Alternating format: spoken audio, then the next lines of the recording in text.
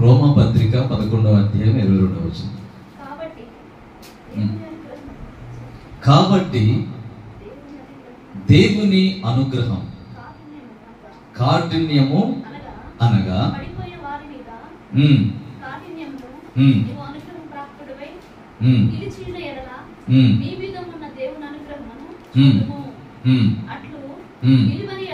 నిలువని ఎడల. హల్లెలూయా. దేవుని యొక్క బిడ్డలారా, దేవుని వాక్యం ఏంటంటే, నీ మీద ఉన్న దేవుని అనుగ్రహము చూడుము. ఎవరి మీద వాళ్ళే చూసుకోవాలి. ఏదో జరుగుతుంది, ఏదో అవుతుందని చెప్పని ఎవరి మీదో కాదు, ఎక్కడ అది అని చెప్పని మనకు అనవసరం. మొదట నీ మీద దేవుని అనుగ్రహం ఉందా లేదా? లేని ఎడల నీ పరిస్థితి ఏంటి? ఉంటే ఏమి కలుగుతాయి అనేది 3 విషయాలు మీకు చెప్తా. దేవుని అనుగ్రహం ఉన్న వారి మీద, ఎవరి మీదైతే దేవుని అనుగ్రహము ఉండదో వారికి 3 విషయాలు తెలియపరుస్తాను. ఎవరి మీదైతే దేవుని అనుగ్రహము ఉండదో వారి మీదకి వస్తున్నటువంటి కీడులు, ఆపదలు, విస్తారమైన కీడులు, ఆపదలు వారికి ప్రాప్తించును. ఎందుకు వారికి అలా విస్తారమైన కీడులు అనేకమైన వారికి ప్రాప్తిస్తున్నాయి? కారణం ఏంటంటే వారి మీద దేవుని అనుగ్రహము లేదు. చూడండి, నిర్గమ ద్వితీయోపదేశకాండం 31వ అధ్యాయము 17వ వచనాన్ని చదవండి. మామూలుగానే చదవండి, వీడియో లాక్కుంటుంది. ఇది ఆపేయండి, ఎందుకులే. ఇది దీంట్లో చదివితే ఒకసారి ఆలోచన వచ్చి ఈ ఆలోచన మర్చిపోతుంది. మామూలుగా చదవండి. ద్వితీయోపదేశకాండం 31వ అధ్యాయము 17వ వాక్యం. కావున నా కోపము ఆ దినమున వారి మీద రగులుకొనును. నేను వారిని విడిచి వారికి నేను విరోధినగుదును. వారు క్షీణించిపోవుదురు. విస్తారమైన కీడులు ఆపదలు వారికి ప్రాప్తించును. చాలు. అయితే దేవుని అనుగ్రహం అంటే నీ మీద దేవుని అనుగ్రహము ఉందా లేదా అనే దాని గురించి పరీక్షించుకోవాలి. ఈ వాక్యాన్ని బట్టి ఈ వాక్యం అలా ఉంటుంది అన్నమాట. నా మీద దేవుని అనుగ్రహం ఉందా లేదా? మీరు కొంచెం దేవుని ఎరిగిన వాళ్ళు, బాగా తెలిసిన వాళ్ళని నేను ఇలా లోతుగా వెళ్ళిపోతున్నాను. దేవునికి స్తోత్రం కలుగునాయి. కొత్త వాళ్ళు వస్తే ఏదో సండే స్కూల్ వాక్యాలు చెప్తాం. హల్లెలూయా. సండే స్కూల్ వాక్యాలు కూడా ఉన్నాయి. అందుకని ఇది కొంచెం డెప్త్ లో ఉంటది. హల్లెలూయా. అందుకని దేవుని యొక్క బిడ్డలారా, నీ మీద ఉన్న దేవుని అనుగ్రహము చూడుము. అట్లు నిలవని ఎడల నీవును నరికివేయబడుదువు. విస్తారమైన కీడులు ఆపదలు నీకు ప్రాప్తించును. నీకు విస్తారమైన కీడుల్లో కూడా ఒకటిగా జరగదు, విస్తారంగా వస్తాయి. అది ఎవరి తప్పు? ఎవరికి వాళ్ళు నా మీద కీడు లేకుండా నేను చూసుకోవాలి. బైబిల్లో ఏముంటుందంటే, ఏబు గ్రంథంలో, నీ భక్తి నీకు ధైర్యము పుట్టింపదా? నీ భక్తి నీకు ధైర్యము పుట్టింపదా? నీ యొక్క యథార్థ ప్రవర్తన నీకు ఆధారము కాదా? లేని ఎడల నువ్వు భక్తిపరుడు కాదు, భక్తిపరురాలు కాదు. ఒకవేళ బాప్టిజం తీసుకున్నా, ఏది తీసుకున్నా ఇవన్నీ తీసి పక్కన పెట్టు. అయితే దేవుని యొక్క అనుగ్రహం ఉందా లేదనేది చూసుకోవాలి. దేవుని అనుగ్రహము ఎవరి మీద ఉంటే వారికి ఏవి ప్రాప్తిస్తాయి అనే వాటి గురించి మీకు 3 విషయాలు చెప్తాను. దేవుని అనుగ్రహం ఉన్న వారికి, అనుగ్రహం లేని వారి గురించి ఒక భాగం అయిపోయింది ఫస్ట్ లోనే. ఏ భాగం? విస్తారమైన కీడులు, ఆపదలు అనేకమైన సంభవిస్తాయి. నష్టాలు, కష్టాలు, కన్నీళ్లు, వేదనలు, శోధనలు, అనేకమైన బాధలు ఎదురవుతాయి అన్నమాట. అందులో ఏమాత్రం సచ్చలేదు. దేవునికి స్తోత్రం కలుగునుగా. ఇవన్నీ మనిషిని వెంటాడుతాయి అన్నమాట. ఇవన్నీ వెంటాడటానికి గల కారణం దేవుని అనుగ్రహము లేదు. అందుకనే దేవుని వాక్యం రోమపత్రిక 11:22లో మనకి ఎందుకు ఈ మాట చదివిస్తున్నాడంటే, చూడుమో దేవుని అనుగ్రహం అని చూడమని అన్నాడు అన్నమాట. చదివిందే ఇందాక చదివిందే. మీకు చెప్తున్నాను, తర్వాత మేము చదవమని అంటాను. హల్లెలూయా. ఇంకొకటి చూడండి, 2 శామ్యూయేలు గ్రంథం 19వ అధ్యాయం 7వ వచనాన్ని మనం చదువుకున్నాం. 19:7. 2 శామ్యూయేలు. నీవు బయటికి రాకుండినేలా ఈ రాత్రి ఒకడును నీ యొద్ద నిలవడని యెహోవా నామమును బట్టి ప్రమాణం చేసి చెప్పుచున్నాను.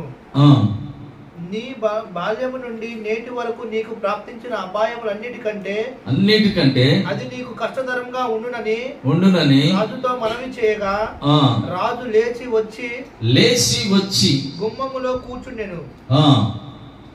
హల్లెలూయా. లూకా సువార్త 1వ అధ్యాయం 28వ వచనం. లూకా 1వ అధ్యాయం 28వ వచనం.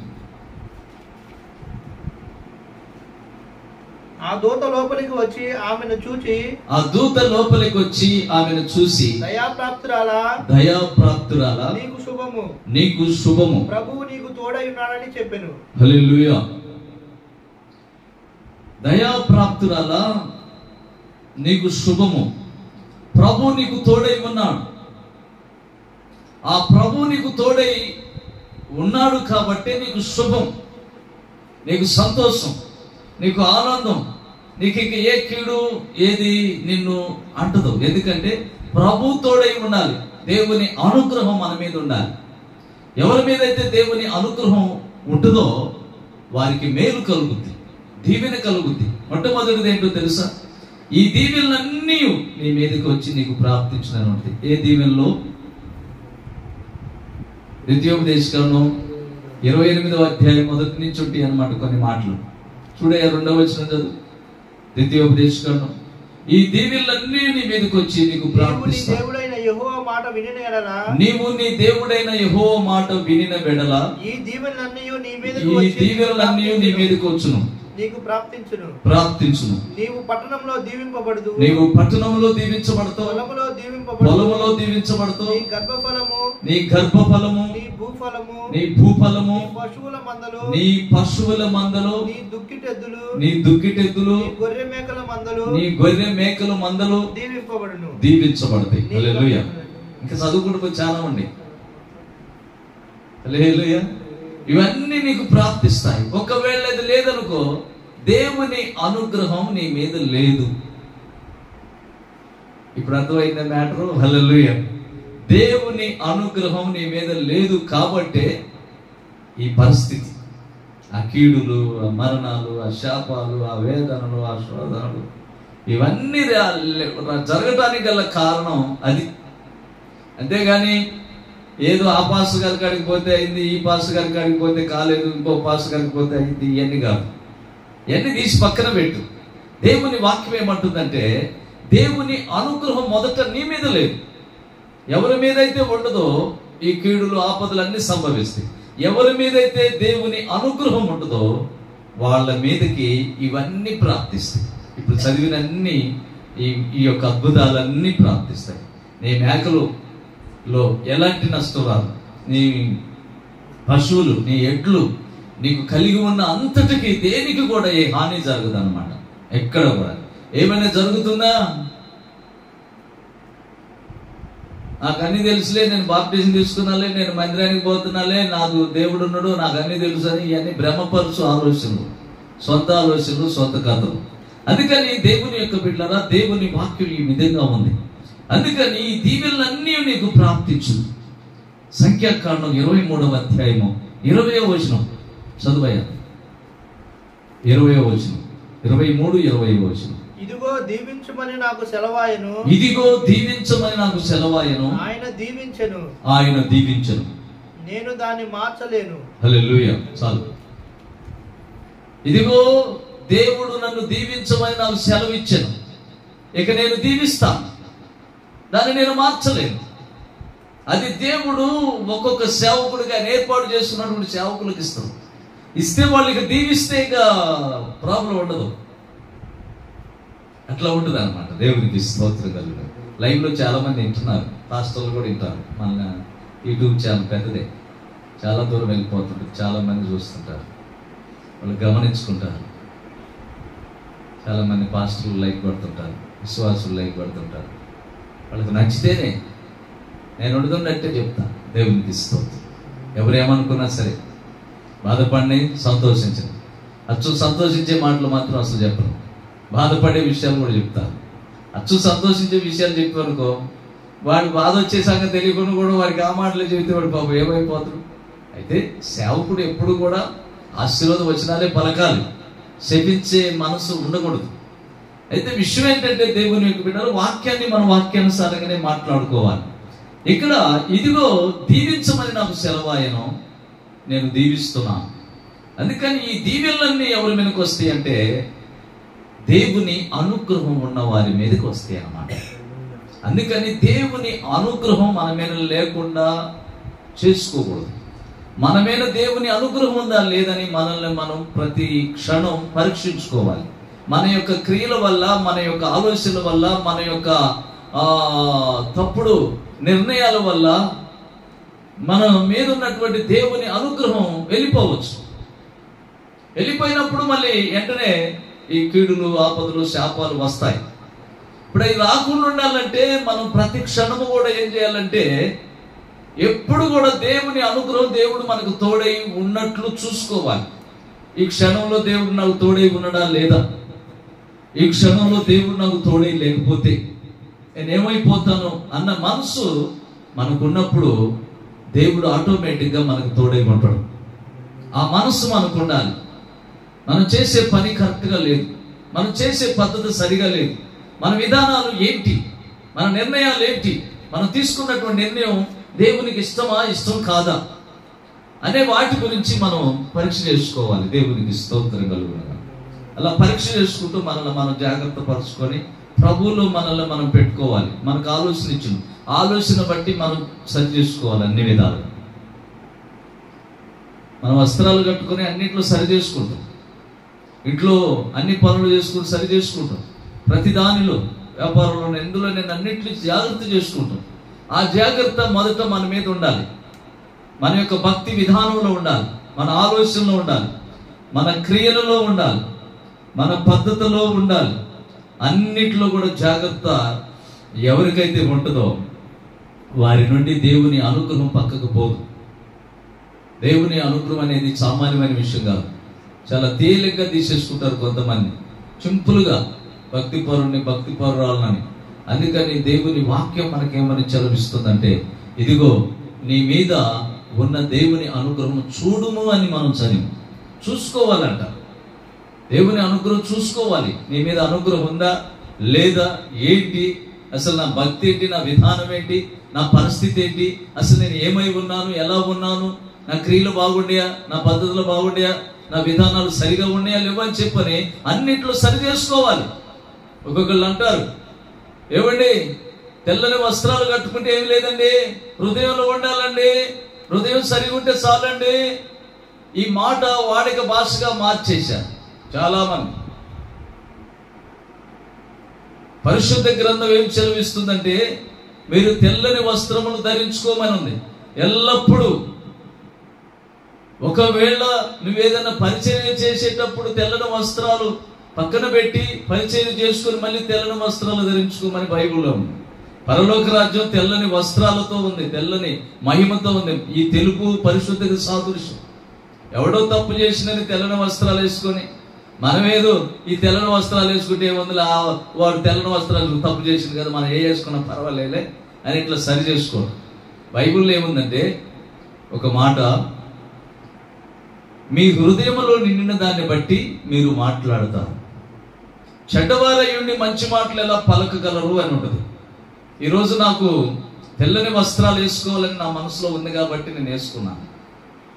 వేయబడితే వేసుకొని వచ్చి దేవుని ఎదుటి నిలబడి ఏమి నా హృదయం పర్వాలేదని చెప్పని ఊహించుకొని నీకు నీవు నిర్ణయం చేసుకోవడం అది చాలా పొరపాటు. దేవునికి స్తోత్రం కలుగుతుంది. పొరపాటు కదా. వాళ్ళకు వాళ్ళు నిర్ణయం చేసుకుంటున్నారు, వాళ్ళకు వాళ్ళే అన్ని తీర్పిస్తున్నారు. దేవుడు కాదు, దేవుని నిర్ణయం కాదు, మన నిర్ణయం. చాలా తప్పు అన్నమాట. హల్లెలూయా. అందుకని దేవుని యొక్క పిల్లలు ప్రతి విషయంలో కూడా, అన్ని విషయాల్లో చాలా జాగ్రత్త ఉండాలి. ఉంటే చాలా మంచిది. ఈ లోకం మంది కాదు, ఈ లోకంలో ఉండే మనకి కావు. కానప్పుడు మనం ప్రభువుకి అంకితం అయిపోవాలి, ప్రభువుకు సొంతమైపోవాలి. ప్రభు ఆలోచనకు అప్పగించుకొని ఆయన ఆలోచన ప్రకారం జీవిస్తున్నానా లేదా అని మనల్ని మనం పరీక్ష చేసుకోవాలి. అలా పరీక్ష చేసుకున్నప్పుడు దేవుడు మనకు తోడై ఉంటాడు. అలా పరీక్ష చేసుకోకపోతే ఎలా తోడై ఉంటాడు? అన్ని విధాలుగా పరీక్షించుకోవాలి. నిన్ను నువ్వు పరీక్షించుకోమని ఉంది లేఖనాల్లో, నిన్ను నువ్వు సరి చేసుకోమని ఉంది. ఎవరికి వాళ్ళే పాస్టర్ వాక్యం చెప్తున్నారు అంతవాటికే. ఇనే మనిషి వినియోగించుకోవాలి, వినియోగించుకొని ఆ ప్రకారంగా జీవించాలి. అలా జీవించాలంటే దేవునికి స్తోత్రం కలుగునుగా. అందుకని దేవుని యొక్క బిడ్డలారా, ఇక్కడ ఆదికాండం 49వ అధ్యాయం 26వ వచనం,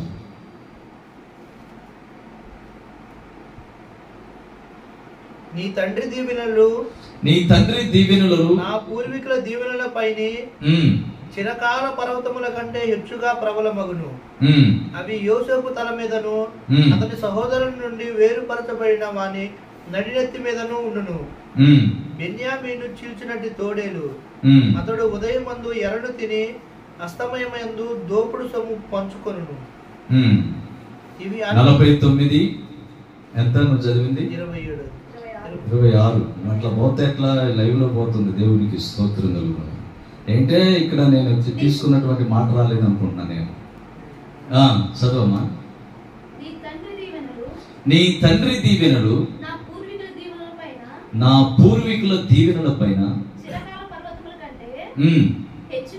హెచ్చుగా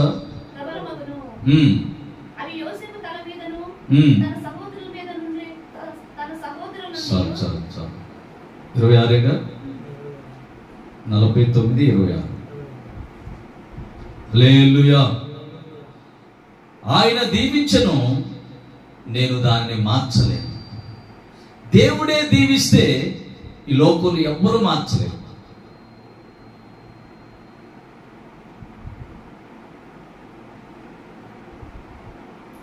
మనుషుల ప్రేమ మరుగైపోవును,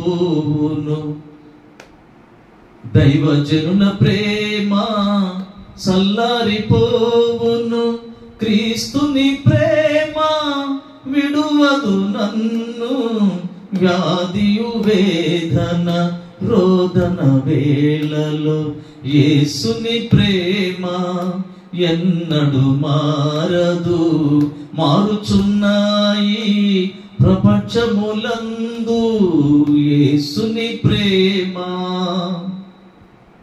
ఆయన ప్రేమ మారదు, అందుకని ఆయన దీవించను, నేను దానిని మార్చలేను.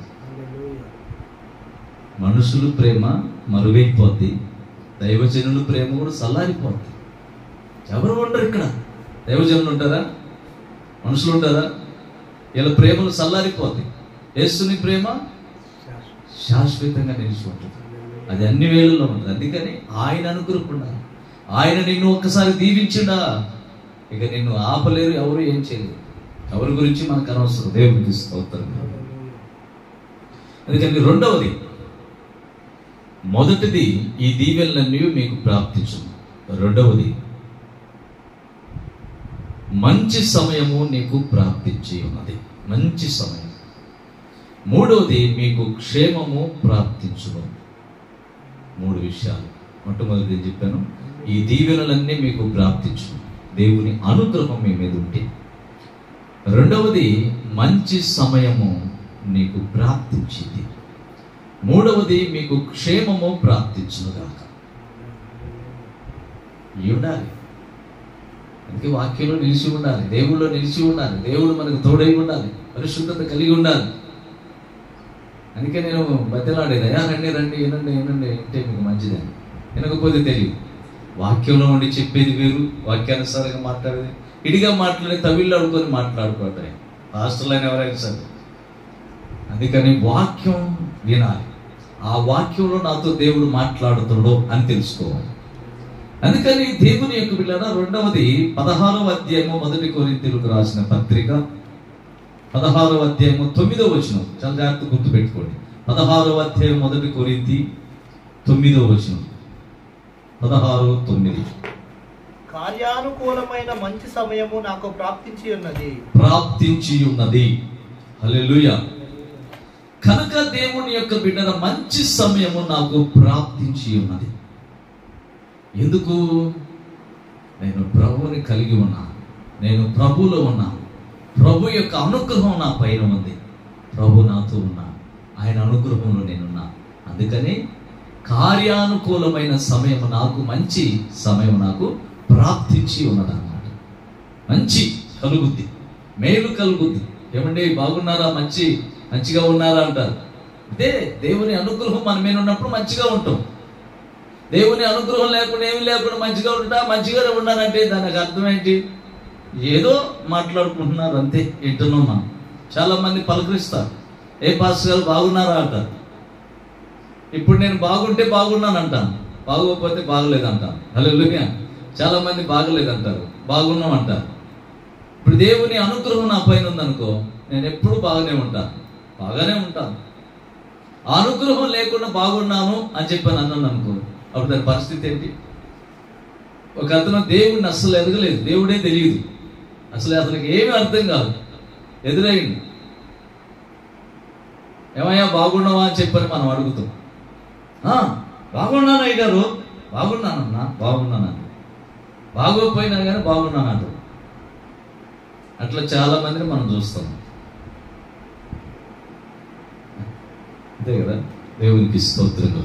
అందుకని దేవుని యొక్క బిడ్డలారా, మంచి సమయము నీకు ప్రాప్తించి ఉన్నది, కార్యానుకూలమైన మంచి సమయము నాకు ప్రాప్తించి ఉన్నది. అది ఆయన నోట పలికి దేవునికి స్తోత్రం కలుగుతుంది. మంచి సమయం ప్రాప్తించి ఉన్నది. మనం ఎప్పుడైతే దేవుని అనుగ్రహంతో ఉంటామో మనకు మంచి కలుగుద్ది, దీవెనలు కలుగుతాయి, మనకి క్షేమం ఉంటుంది, మనం అన్ని విధాలుగా బాగుంటాం. అంతేగాని ఎవ్వరేం చేయరు.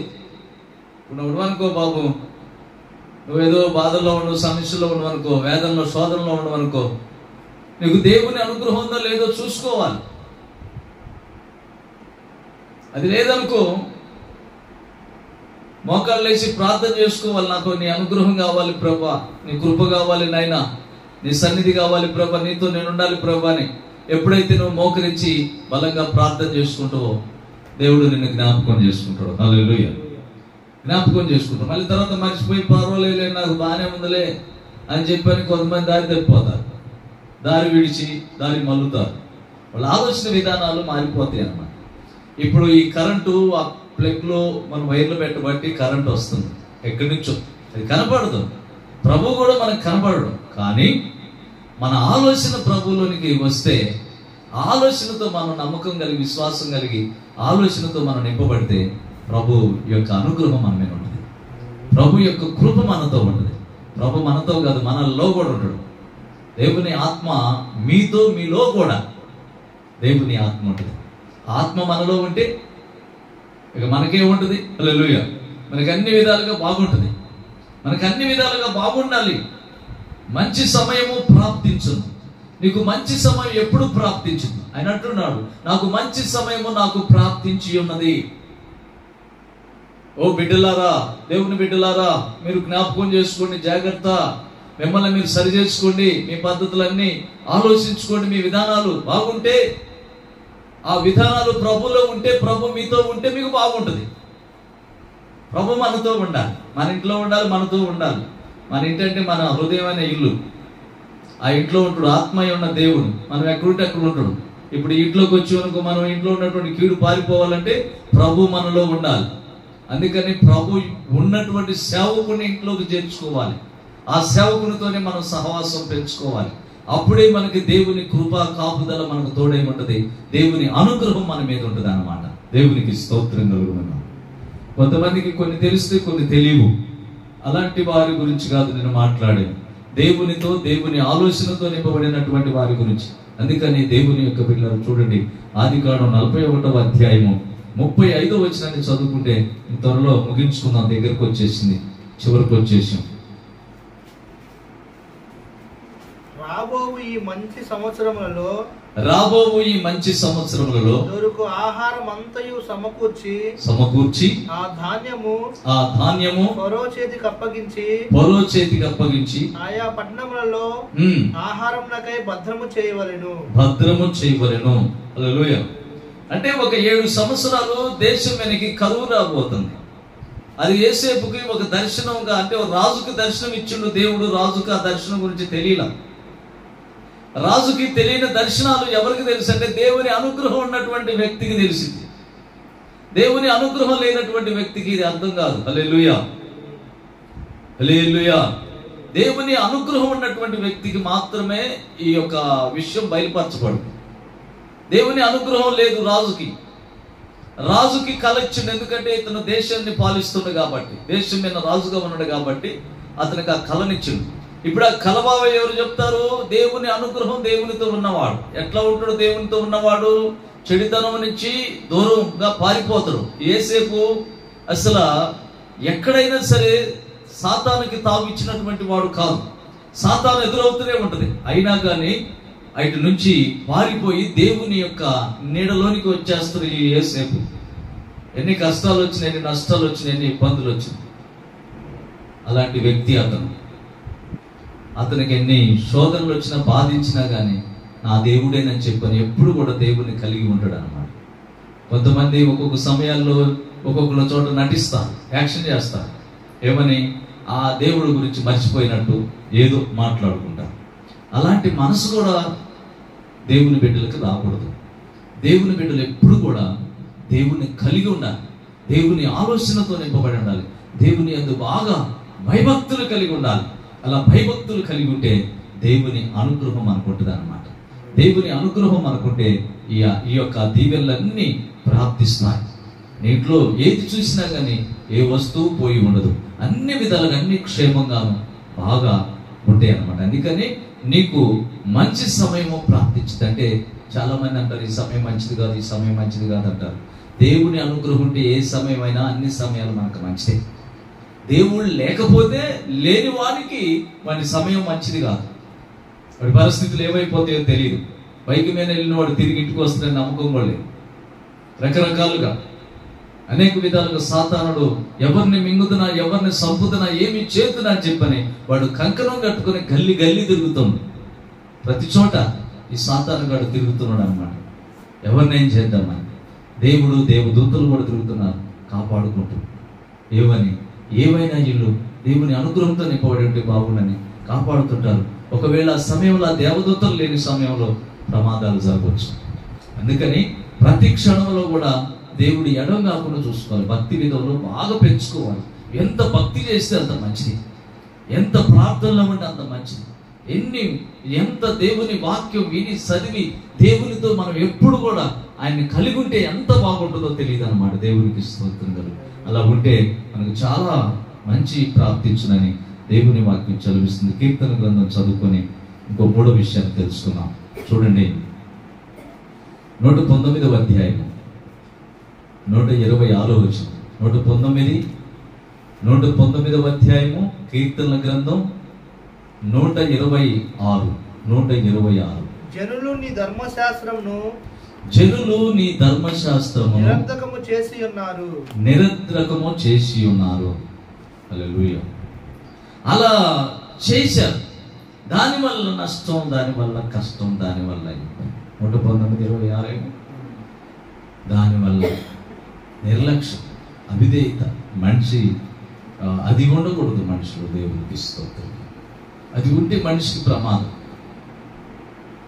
మనకి ఎన్నిట్లో జాగ్రత్త ఉంటే ఇక భయపడాల్సిన అవసరం ఏముంది? ఇప్పుడు మేము ఉండవు పాస్టర్లు, ఎవరి చేత ప్రార్థన చేయించుకుంటున్నాం? మాకు వచ్చి ఎవరు ప్రార్థన చేస్తున్నారు? ఎవరు లేరు. దేవుని యందు నమ్మకం, విశ్వాసం, భయభక్తులు, దేవుడు నన్న నమ్మకం, దేవుడితో నేనున్నానన్న నమ్మకం, ఆ నమ్మకాన్ని బట్టి జీవిస్తా ఉంటాం. దేవునికి స్తోత్రం. ఈ నమ్మకం, ఈ విశ్వాసం ఎప్పుడు మనిషికి వచ్చిందంటే ఈ నిర్లక్ష్యం పక్కన తొలగించుకోవాలి, ఈ అవిధేయత తొలగించుకోవాలి, వీటినన్నిటిని తీసివేసుకోవాలి. చాలా జాగ్రత్త కలిగి ప్రభువుని హత్తుకోవాలి. హత్తుకున్నప్పుడు బాగుంటుంది. యోసేపు జీవితం మనకు తెలుసు, దానియేలు జీవితం మనకు తెలుసు. అలాగని ఇంకా షడ్రకులు, మెషకులు ఇంకా ఉన్నారు భక్తులు, ఎలీషా, ఏలియా, అనేకమైన భక్తులు. వాళ్ళంతా మంచి మంచి భక్తులు. వాళ్ళ యొక్క విధానం ఎందుకు మనకి ఈ పరిశుద్ధ గ్రంథంలో రాయబడి ఉందంటే వాళ్ళను చూసి మనం నేర్చుకోవాలి, వారిని చూసి మనం అలా జీవించాలి. అందుకని పూర్వం ఉన్నటువంటి మీ యొక్క పూర్వీకులను మీరు జ్ఞాపకం చేసుకున్నారు. ఏ పూర్వీకులు? ఆత్మీయంగా నడుచుకున్నటువంటి వాళ్ళు, ప్రభుని కలిగి ఉన్నటువంటి వాళ్ళు, ప్రభుతో ఉన్నటువంటి వాళ్ళు. వారిని మనం చూసుకోవాలి, ఎవరిని బట్టి వాళ్ళని కాదు. మన పరిశుద్ధులు, మన వారసులు వాళ్ళే. ఇక్కడ ఈ తల్లిదండ్రులు ఉంటారు, పోతారు. ఈ తల్లిదండ్రులు కూడా దేవుళ్ళకి వస్తే వాళ్ళు వెళ్తారు. ఇది శరీరానుసారమైనటువంటి లెక్క, అది ఆత్మానుసారమైన లెక్క. ఇప్పుడు మనం ఆత్మానుసారమైన లెక్కలో వెళ్ళిపోతేనే మనకు పరలోకం, పరిశుద్ధత, ప్రభు యొక్క అనుగ్రహం మన మీద ఉంటుంది. దేవునితో మనం అంటాము, దేవుని ఆలోచనతో మనం అంటాము, దేవుని బిడ్డలుగా మనం ముద్రించబడతాం. ఎప్పుడైతే దేవుని బిడ్డలుగా ముద్రించబడతామో దేవుడు మన చుట్టూ కంచి వేస్తాడు. ఆయన కాపుదల ఉంటుంది, ఆయన దూతలు ఉంటారు, మనల్ని ఎప్పుడు కాపాడుతారు. మనకి కరువు రానిరు, కష్టం రానిరు, నష్టం రానిరు, ఇబ్బంది రానిరు, ఏమి రానికుండా అన్ని విధాలుగా మనకు తోడై ఉంటాం. దేవుడు పెడతాడు. ఆయనకి ఇష్టమైన వారిని ఎందుకు వదిలేస్తాడు? వదిలిపెట్టడు. ఆయన దగ్గరకు రావాలి, ఆయనతో నువ్వు ఉండాలి. వచ్చిపోతా ఉన్నావు కానీ ఆయనతో ఉంటల్లా. మందిరానికి నడుస్తారు బాగానే, ప్రార్థనలకు నడుస్తారు బాగానే, కానీ దేవుని ఆలోచనతో దేవుని తీసుకోవటం, దేవునితో ఉన్నానన్న ఇది లేదు. అందుకే దేవుడు అంటున్నాడు, మీ పెదాలతో నన్ను గనపరుస్తారు కానీ మీ హృదయాలు నాకు చాలా దూరంగా ఉన్నాయంట. అందుకని మన భక్తి విధానాన్ని పరీక్షించుకోవాలి. దేవుని అనుగ్రహం ఉందా లేదని మనల్ని మనం పరీక్షించుకోవాలి. అలా పరీక్షించుకుంటే మంచిది, మనకే మంచిది. అందుకే చివరి మాట మనం చదువుకున్నాం, ఎజ్రా 4వ అధ్యాయం 17వ వచనం.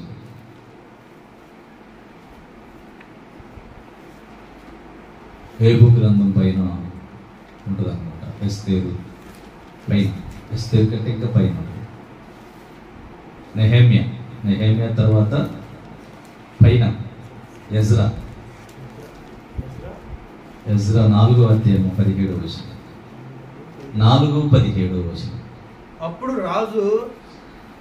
అప్పుడు రాజు మంత్రియగు రెహూమునకును లేఖకుడగు షిమ్మయికిని సోమురోలులో నివసించు వారి పక్షముగానున్న మిగిలిన వారికి నది అవతల నుండి తక్కిన వారికి మీకు క్షేమ సంప్రాప్తి అగునుగాక అని. అంతవరకే. మీకు క్షేమము ప్రాప్తించును గాక.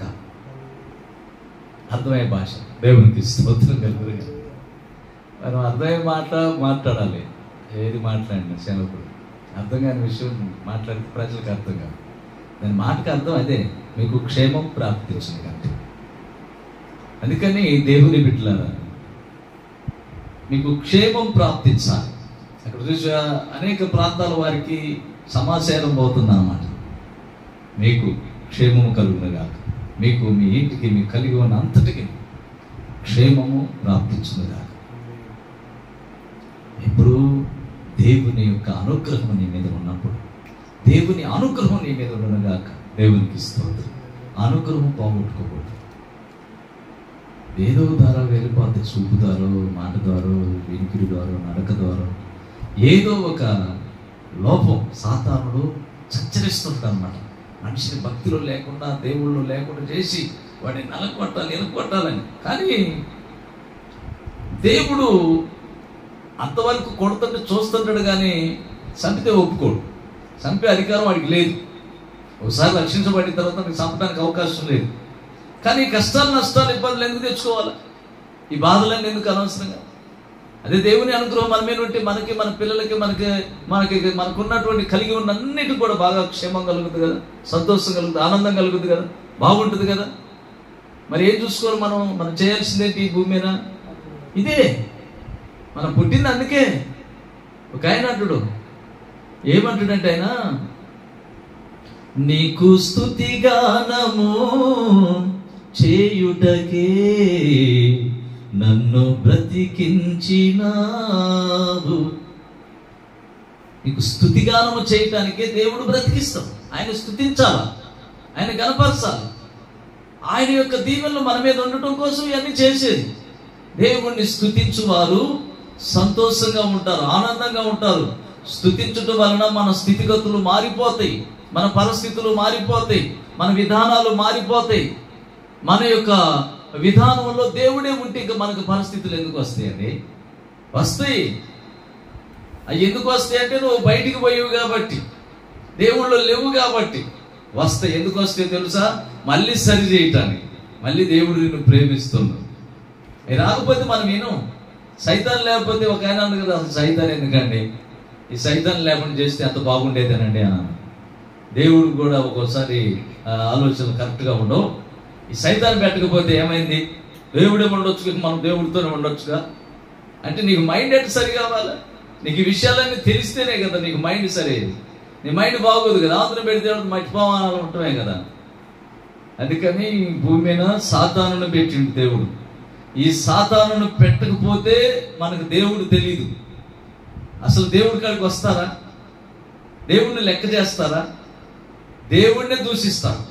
నువ్వెంత పో, ఏం లేదుగా, దేవుడితో ఏం పని? ఇవన్నీ ఉంటేనే దేవుని ఎందుకు రావట్లా.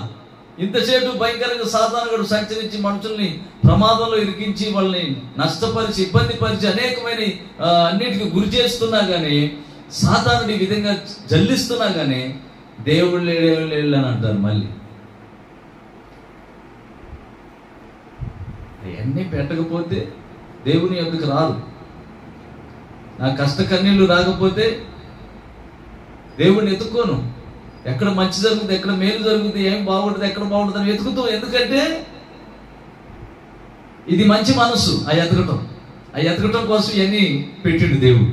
అప్పుడు ఇప్పుడు సైతాన్ ఉండటం మంచిదే మనకి భూమి మీద. ఆ సైతాన్ ద్వారాగా మనం పాఠం నేర్చుకోవాలి. తెలివి, జ్ఞానం అద్భుతంగా మనం మారిపోవాలి. మారిపోతుంటే సాతాను గారు చూసి, అబ్బా వీడు ఎవడో కానీ బాగా తెలుసుకున్నాడు రా బాబోయ్, బాగా తెలివితేటలు బాగుండే, దేవుడులోకి బాగా వస్తుందని చెప్పారు. మనకి ఇచ్చిన జ్ఞానాన్ని బట్టి మనం నడుచుకున్నప్పుడు తర్వాత దేవుళ్ళలోకి వచ్చిన తర్వాత దేవుడు మనకు కృపనిచ్చి ఇంకా జ్ఞానాన్ని ఇస్తాడు, ఇంకా బలాన్ని ఇస్తాడు. దైవికమైన జ్ఞానం అప్పుడు వచ్చేసింది. చూడండి ఏబు గ్రంథం 36:11. ఏబు గ్రంథం 36:11. వారు ఆలకించి ఆయనను సేవించిన ఎడల హల్లెలూయా. చూసే మాట ఎంత బాగుందో. ఎవరిని సేవించాలి? ప్రభువుని. సేవించిన ఎడల వాళ్ళ దినములు సంతోషంగాను, క్షేమకరంగాను, సుఖకరంగాను, ఆనందకరంగా, అద్భుతకరంగా సాగిపోతాయి.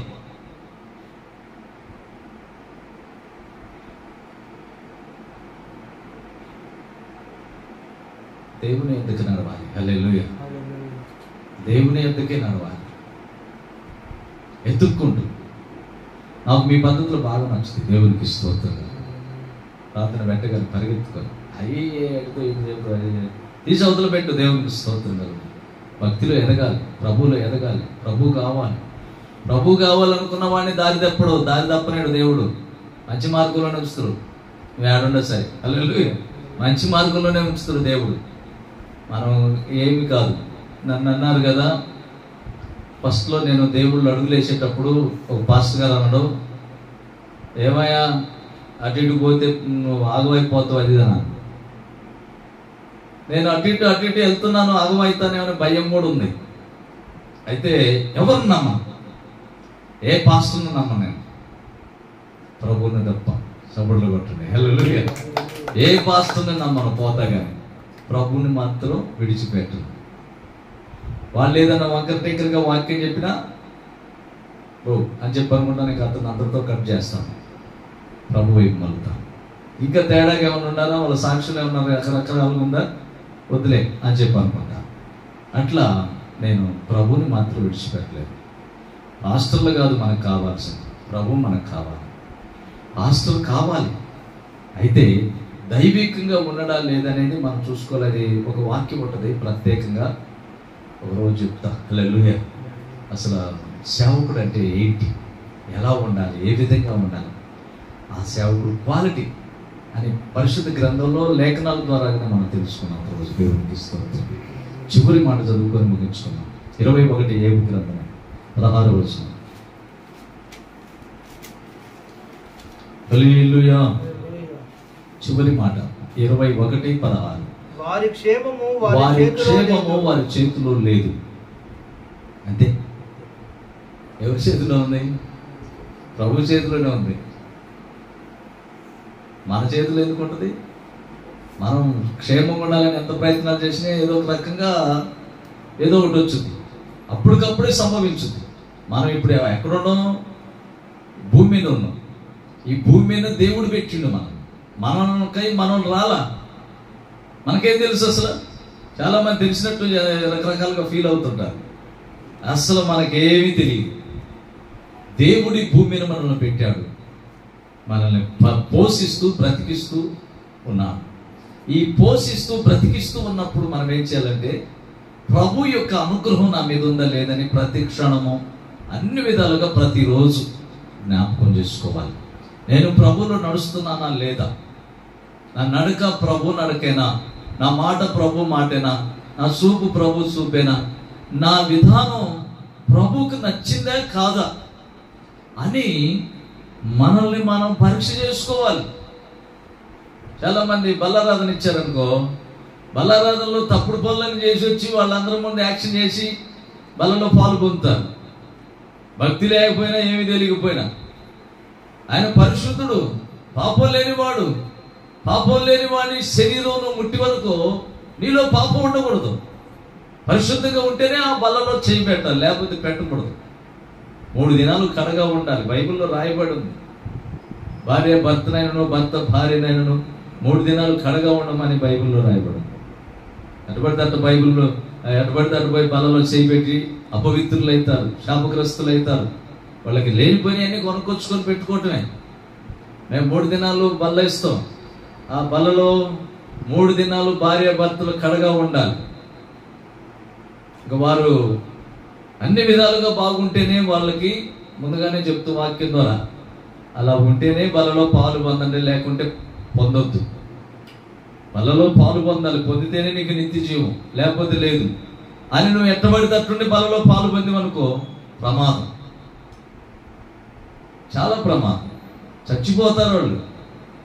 పరిశుద్ధుని ముట్టుకుంటే ఎంత పాపం అనుకుంటున్నావు? ఎట్టబడితట్ట ఆయన పాపం లేనివాడండి.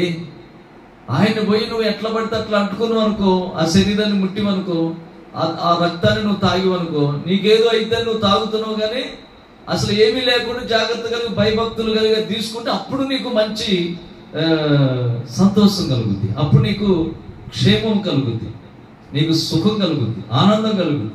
నీ యొక్క బాడీలో ఎక్కడైనా కానీ ఏ పాల్ట్ ఉండదు అన్నమాట.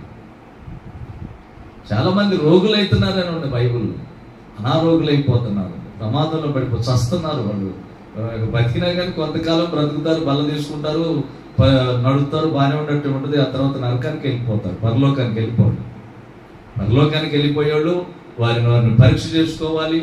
అన్ని విధాలుగా ఎక్కడ కూడా అబద్ధాలు ఆడకూడదు, మోసం ఉండకూడదు, దగా ఉండకూడదు, రకరకాల వేషాలు కోరికలు ఉండకూడదు. అన్ని తీసేసుకొని మంచిగా ప్రభువుకి సమర్పించుకొని ప్రభువుకి నచ్చినట్టు మనం నడుచుకోవాలి. అలా నడుచుకున్నప్పుడే మంచి జరుగుతుంది. ఇట్లా కొన్ని విషయాల్లో తప్పిపోతారు కొంతమంది. దేవుని అనుగ్రహం దూరం అయిపోయింది, దేవుని కోపం వచ్చింది. అందుకనే మీ చేతిలో లేదు మీ క్షేమం అని చెప్పిండు. ఎవరి చేతిలో ఉందంటే ఆయన చేతిలోనే ఉంది. అప్పుడు మనం చాలా జాగ్రత్తగా ఉండాలి, మంచిగా ఉండాలి, ఉంటే బాగుంటుంది. ఇదంతా ఈరోజంతా సబ్జెక్ట్ అంతా దీనికి సంబంధించి వేరే ఏమీ లేదు. ఏంటంటే మీ మీద దేవుని అనుగ్రహం ఉందో లేదో చూడు. అలా లేని ఏడలా నరికివేయబడుతుంది, చంపివేయబడుతుంది, దెబ్బలు తింటూ బాధలు పడుతూ కష్టాలు వస్తాయి, నష్టాలు వస్తాయి, ఇబ్బందులు వస్తాయి. అలా లేకుండా దేవుని అనుగ్రహంతో ఉండడంతో నీకు దీవెనలన్నీ ప్రాప్తిస్తాయి. అంతేనా? దీవెనలన్నీ ప్రాప్తిస్తాయి. నీకే కలుగుద్ది? నీకు మంచి సమయము ప్రాప్తించింది. రెండవది. మూడవది, మీకు క్షేమము ప్రాప్తించింది. ఆ క్షేమం ఎక్కడుంది అంటే యేసయ్యలోనే ఉంది. యేసయ్యలాగే మనం జీవించాలి భూమి మీద. యేసయ్యలాగా జీవించడమే మనం నడుము కట్టుకోవాలి. లోకంలో అనేకులు రకరకాల వాళ్ళ కోరికలను బట్టి, సంతోషాన్ని బట్టి, ఆనందాన్ని బట్టి ఈ శరీర సుఖంలో అనుభవించడం కోసం నడుస్తారు. అదంతా మనకు వద్దు. ఇది లేకుండా మంచిగా ప్రభు కోసం మనం బ్రతకాలి. ప్రభు మార్గాలు ఏమేమి ఉండేవి అన్నీ తెలుసుకొని ఆయనకి ఇష్టమైన జీవితం మనం జీవిస్తే ఈ ఆశీర్వాదాలన్నీ మనకు వచ్చేస్తాయి. ఇందులో మనకి ఆశీర్వాదాలు కావాలని అందరూ కోరుకుంటారు. ఎవరు కూడా శపించబడాలి, నష్టపోవాలి, కష్టం కలగాలని ఆలోచించాలి. నేను మొన్న అక్కడికి వచ్చినప్పుడు ఏమన్నాను, ఫస్ట్ వీళ్ళందరికీ ఎవరికి దేవుడికి తెలియదా? హల్లెలూయా. తెలియదు వాళ్ళకి. మాట్లాడతారు అంతవరకే. దేవుడు తెలిస్తే అట్లుంటారా? దేవుడు తెలిస్తే జరుగుతాయా? దేవుడే వాళ్ళకి తెలిస్తే దేవుడు ఎలా ఉంటాడో ఏంటో వాక్యానుసారంగా మనం నడుచుకున్నప్పుడు తెలిసింది. హృదయ శుద్ధి గల వారు ధన్యులు, వాళ్ళు దేవుడిని చూస్తారు, ప్రభు మార్గాల్లో ఉంటారు. అందుకని దేవుడు ఇంకొకసారి మనకు అవకాశం ఇస్తే మంచిగా కొన్ని కోణాల్లో కొన్ని విషయాలు తెలుసుకొని ప్రభుని మహిమపరిచి ఆయన ద్వారా దీవించబడి ఆశీర్వదించబడి అనేకులకు ఈ భూమి మీద మేలుకరంగా, మన కుటుంబానికి దీవెనకరంగా, ఆశీర్వదకరంగా మనం ఉంటాం. దేవుడికి మాటలు దీవించును గాక. చిన్న ప్రార్థన చేసుకుందాం. మహాపరిశుద్ధుడా, ప్రేమగల తండ్రి, కృప కలిగిన మా యేసయ్యా, మీకు వందనాలు, స్తోత్రాలు. ఇదిగో నా తండ్రి, మీరు మాట్లాడారు. మీరు మాట్లాడిన ప్రతి మాటను బట్టి మీకు స్తోత్రాలు. ఇదిగో ప్రభువా, నీ మీద దేవుని అనుగ్రహము ఉన్నదో లేదో ఒక్కసారి చూడుము అని చెప్పండి. అలా లేని ఎడల మీకు నష్టము, కష్టము, కన్నీళ్లు, వేదనలు, శోధనలు, అనేక కీడులు ప్రాప్తించునని మీ లేఖనాల ద్వారాగా మేము తెలుసుకున్నాం. ఎవరైతే దేవుని అనుగ్రహంతో, నీ అనుగ్రహంతో నింపబడి ఉంటారో ఈ దీవెనలన్నీ మీకు ప్రాప్తించునన్నా. నీ మేకలో, నీ గొడ్లు, నీకున్నటువంటి కలిగిన ప్రతిదానికి కూడా క్షేమమే ఉంటుంది, కానీ ఎలాంటి నష్టం ఉండదని చెప్పని తెలియపరిచారు. అలాగనే మీకు క్షేమము కలుగుతుందని చెప్పని మీరు చదివించారు. మీకు సంతోషం కలుగుతుందని చదివించారు. మీకు మంచి ప్రాప్తించనని మీరు చెప్పారు. ప్రభు, ఈ మాటలు విన్నటువంటి ప్రతి బిడ్డను మీరు దీవించండి, ఆశీర్వదించండి. నీ మాటలతో నింపి రోషం కలిగి ప్రభు నీ కొరకు జీవించే వారిగా, నీ కొరకు బ్రతికే వారిగా సహాయం చేయమని, నీ కృప చూపమని. ఇదిగో తండ్రి, ఈ కూడికను ఏర్పాటు చేశాం. ఈ ప్రాంతాన్ని జ్ఞాపకం చేసుకో, ఈ ప్రాంత ప్రజలను జ్ఞాపకం చేసుకో. ఎందరో ప్రభు నీ అనుగ్రహం లేకుండా జీవిస్తూ ఉన్నారు. అనేకులు ప్రభు కీడులో, శాపములు, బాధల్లో, నష్టాల్లో ఇప్పుడు కనిపించిన వ్యక్తి మరొకసారి కనిపించని పరిస్థితులు జరుగుతూ ఉన్నాయి. నీ కృప చూపండి, కనికరించండి. ఇదిగో మా ప్రాంతాన్ని జ్ఞాపకం చేసుకుని, మా ప్రాంత ప్రజలను జ్ఞాపకం చేసుకుని, కూడి వచ్చిన బిడ్డల పేరు పేరున దీవించి ఆశీర్వదించి నీ అనుగ్రహంతో నింపుతారని నమ్ముతూ ప్రభు బిడ్డలను ఆశీర్వదించమని, ఈ దినము మొదలుకొని వారు ఎక్కడికి వెళ్తున్న నీ కృప తోడుగా ఉంచమని, మీరు సహాయంగా ఉండమని, అన్ని విధాలుగా మీరు దీవించి ఆశీర్వదించి నీ కృపతో నింపి బలపరిచి ప్రభు అనేకులకు దీవెనకరంగా మార్చుకొని సహాయం చేయమని, మీ కృప చూపమని యేసు పరిశుద్ధ నామములో ప్రార్థించి అడుగుచున్నాము తండ్రి. ఆమేన్. స్తోత్రం, స్తోత్రం, స్తోత్రం. నా ప్రాణమా యెహోవాను సన్నిధించు, నా అంతరంగంలో ఉన్నటువంటి సమస్తమైన పరిశుద్ధ నామమును సన్నిధించు. నా ప్రాణమా యెహోవాను సన్నిధించు. అందరూ ఆయన చేసినటువంటి ఉపకారములు దేనిని మరువకు. ఆమేన్. హల్లెలూయా, హల్లెలూయా, హల్లెలూయా. అందరికీ ప్రభు పేరిట వందనాలు. దేవునికి స్తోత్రం.